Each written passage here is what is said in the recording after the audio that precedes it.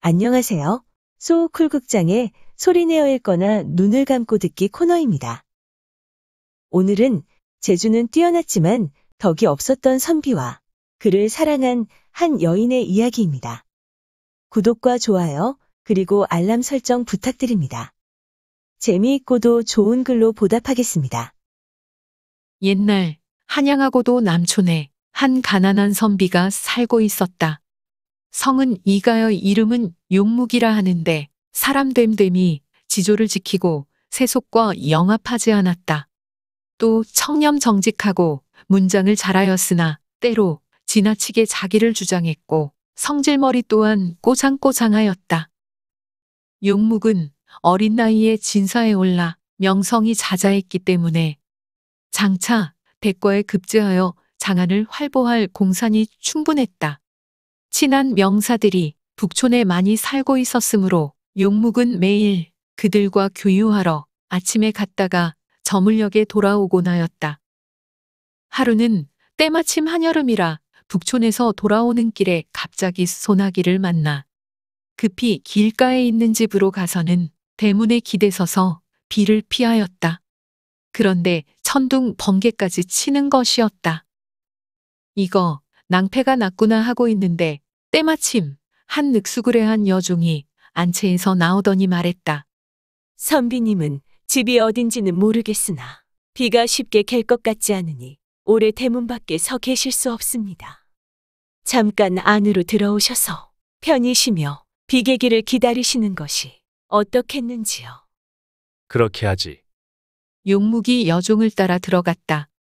깨끗한 빈방 하나가 있었는데 용묵은 그 방으로 들어가 앉았다. 조금 후에 여종이 술과 안주를 내와서는 권했다.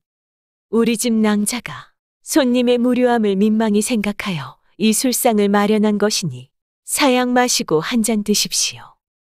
용묵은 의아해하며 거절했다. 너희 집 낭자는 나와 한 번도 상면한 적이 없는데 지금 이렇게 방을 빌려주어 비를 피하도록 한 것도 이미 넘치거늘. 더구나 또 술과 안주를 내오니 이 얼마나 과한지 모르겠다. 받을 수가 없다. 이것은 바로 손님을 공경하는 일단의 마음을 낭자가 보이는 것이니 선비님은 사양하실 필요가 없습니다. 여종이 두세 번 강제로 권하자 용묵은 마지못해 몇 잔을 마셨다. 조금 후에 옷을 단정히 차려입은 미모의 젊은 부인이 문을 열고 들어와 곁에 앉았다.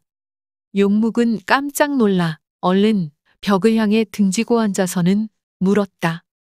낭자는 어떤 사람이기에 감히 외객과 서로 마주대하는 것이오. 그러자 그 부인이 얼굴을 붉히며 말했다. 소첩이 선비님에게 하소연할 일이 있습니다. 당돌하다고 나무라지 말고 자세히 살펴봐 주십시오. 소첩은 양가의 여자입니다. 13세에 출가하였는데 14세에 남편의 상을 당하고 이제 3년을 막 지냈습니다. 친정 부모님께서는 저의 신세를 불쌍히 여기시어 저를 데려다가 슬하에 두고는 사윗감을 골라서 제가 시키려 하였습니다.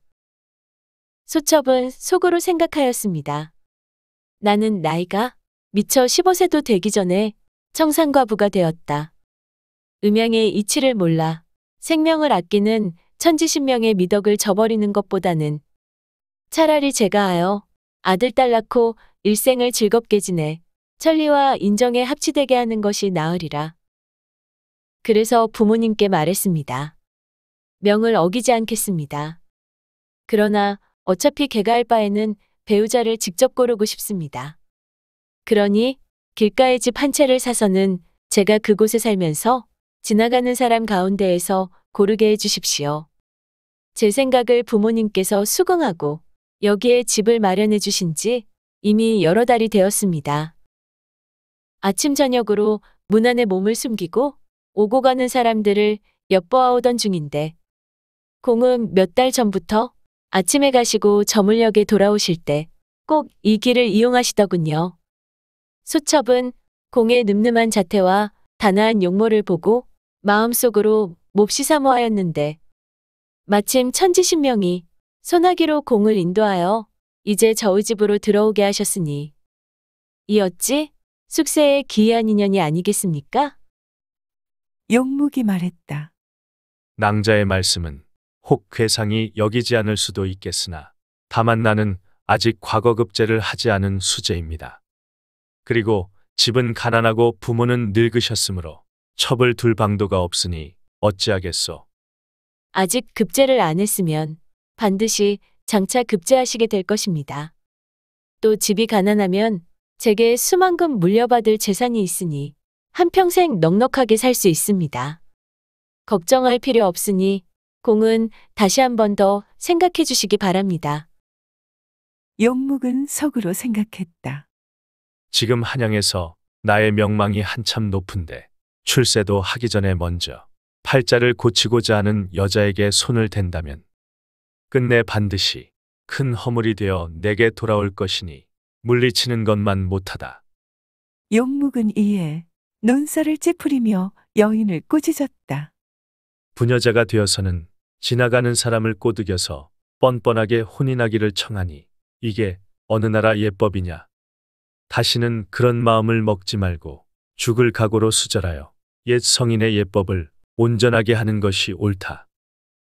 말을 마치자 용묵은 곧 문을 박차고 나와 비에 옷이 젖는 것도 무릅쓰고 집으로 돌아와 버렸다.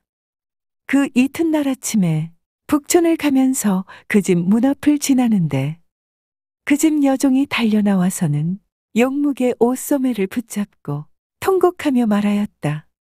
우리 집 낭자는 공이 돌아가신 뒤로 원한을 이기지 못하고 어젯밤 삼경에 스스로 목을 매어 죽었습니다. 유서를 남겨놓았으니 들어가 읽어보시고 시체를 거두어 장사하여 조금이나마 그 원한을 달래주소서. 용묵은 부끄러움을 감추려고 도리어 화를 내며 크게 꾸짖었다. 너희 집 낭자가 죽은 것이 나와 무슨 상관이 있느냐? 너는 천한 계집종으로서 길에서 사대부의 옷소매를 잡으니 이것은 또한 무슨 도리이냐? 말이 끝나자 옷소매를 떨치고 용묵은 가버렸다. 여종은 큰 소리로 울며 들어와 뭐라고 말하였는데 마치 입에서 독을 품는 것 같았다. 인정머리 없는 인간. 나는 반드시 내가 성공하지 못하는 것을 내 눈으로 똑똑히 볼 것이다. 이뒤로 용묵의 명망은 별다른 이유도 없이 땅바닥으로 추락했다. 과거를 담당한 재상이 그를 선발하려고 하여도 때로 과거 시험장에서 먹물이 튀어 시권을 버리기도 하고 혹은 과거 시험장에서 갑자기 병이 나 과거를 보지도 못하고 중간에 실려 나오기도 했다. 용묵은 끝내 과거에 급제하지 못하였고 만년에는 보잘것없는 신세가 되어 강호를 떠돌았다. 용묵은 젊은 부인에게 원한을 쌓아 이처럼 몰락하게 되었음을 스스로 알았다. 마음속으로 여인을 저주하고 자기가 무엇을 잘못했느냐고 몹시 분해하다가 심화가 치밀어 마침내 우라병이 나서 죽으니 어찌 몰강스럽고 박절한 자에 대한 경계가 되지 않겠는가. 들어주셔서 고맙습니다. 용어 풀어 올리겠습니다. 남초는 남산 한옥마을이 있는 근처를 말합니다. 남초는 본래 조선시대의 가회동 일대의 북촌과 한 쌍을 이루던 선비거주 지역이었다고 합니다. 남촌과 북촌을 나누는 경계는 청계천이라고 하는군요. 북촌은 경복궁과 창덕궁의 궁궐 근처입니다. 예로부터 청계천과 종로의 윗동네라는 뜻으로 북촌이라 불렀다고 합니다. 궁중에 일가부치나 사대부들이 모여 살았다고 하는군요. 공사는 가능성입니다. 어떤 상태가 되거나 어떤 일이 일어날 수 있는 확실성의 정도를 말합니다.